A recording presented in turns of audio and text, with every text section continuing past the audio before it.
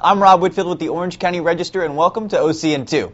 An undercover sting in Garden Grove led to the arrest of more than a dozen unlicensed contractors, and it was all caught on tape as one after another came into a decoy house on Elisa Parkway, where they made quotes to do a variety of construction-related jobs. Fraud investigators from the contractor's state license board set up appointments every half hour from ads that did not include a mandatory contractor's license number.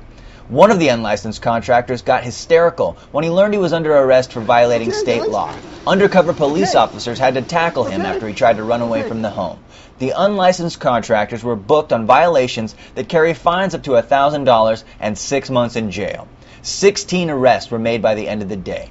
The contractor's state license board says they set up stings similar to the one staged in Garden Grove about every 10 days, and each one ends with a similar number of arrests, often including repeat offenders. If we have to do a bag inspection because you leave liquids in your bag, that will slow us down, and we don't want to slow you down. We're here all day, we don't mind, but I know a lot of you'd like to see your loved ones this afternoon. A new study showed that the Transportation Security Administration is now the second most hated federal agency after the IRS. But they kept the long lines moving at John Wayne Airport this weekend as many Orange County residents headed out for the holidays. Lines for United Airlines, however, backed up inside and outside the terminal when agents got so overwhelmed early in the morning on Friday that some travelers didn't get on board. Basically, from what we can tell, there weren't enough agents to check us in on time. So over 30 of us missed our flights, and now we're on standby.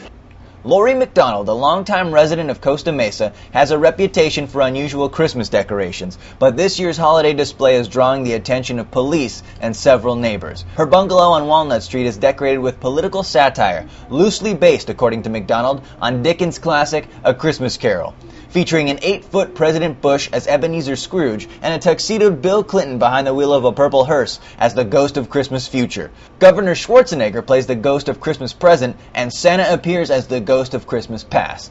Police have left several warning notices on the hearse, reminding McDonald that it must be moved every 72 hours. Also in Costa Mesa, Santa visited hundreds of underprivileged children to get them fired up for Christmas. Each child got their face painted with a holiday theme and had their photo taken with jolly old Saint Nick. Then they toured a room full of presents where high school volunteers had sorted gifts by age group so each child received something they would enjoy.